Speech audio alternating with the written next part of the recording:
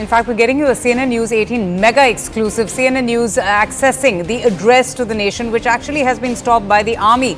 Sheikh Hasina's statement says, and this is what she has said, my statement about Razakar is wrong and distorted. This is her first time breaking her silence following her ouster.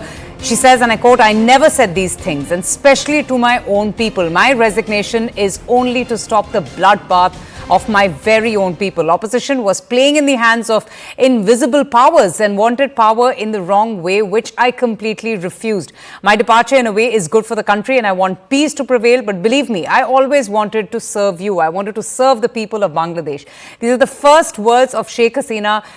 This is the first time, in fact, that she has broken her silence after she fled the nation, taking refuge in India. She goes on to say that my most difficult decision was to exit Bangladesh, but I have taken that decision. Let me go straight across now to CNN News 18's Anand Narsimhan. Anand, tell us a little bit more. This is the first time we're hearing from Sheikh Hasina breaking her silence soon after her ouster. And interestingly, how she accuses the United States for the present turmoil in the country. Well, good evening, Avantika, and good evening to our viewers. This is something that we have already reported here at CNN News 18, courtesy our Security Affairs Editor, Manoj Kumar Gupta, that there were foreign powers and the West was involved in this regime change that many believe has been orchestrated. And this has been done, and Sheikh Hasina has mentioned it in a speech that she refused to give the Saint Martin Islands to the Americans or to the US. And clearly pointing to the fact that her refusal to allow America to try and take control of Saint Martin and establish an air base there in those regions in the Bay of Bengal is something that has led to her ouster. And this is a serious accusation that's been made because, one, it again lends credence to our story where we said that two hegemonistic entities between America and China and their game of adversarial games is perhaps the reason why we are seeing so much of flux within this entire subcontinental region. And Bangladesh is the latest one, and many are very, very apprehensive whether something like this similar could be orchestrated in Bharat if Bharat continues to exercise a strategic autonomy, or is that the best way that we can continue to be? But let's focus on Bangladesh, and she is actually pointing at 2 or 3 local entities along with international entities who have created this problem for her.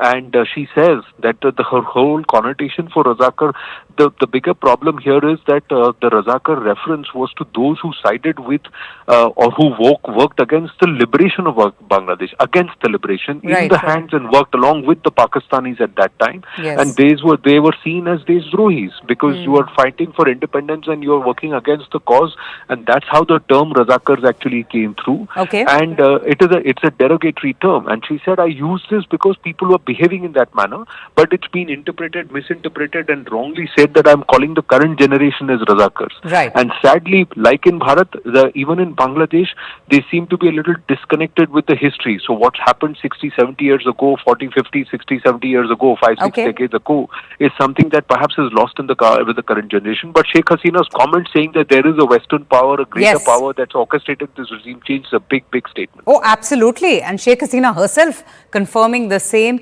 and, talking about the US, how she's accused the United States of the present unrest and very interestingly warning the interim government against being quote unquote used by these so-called foreign powers. With that, it's time for us to take a short break. Stay tuned. The news and updates continue.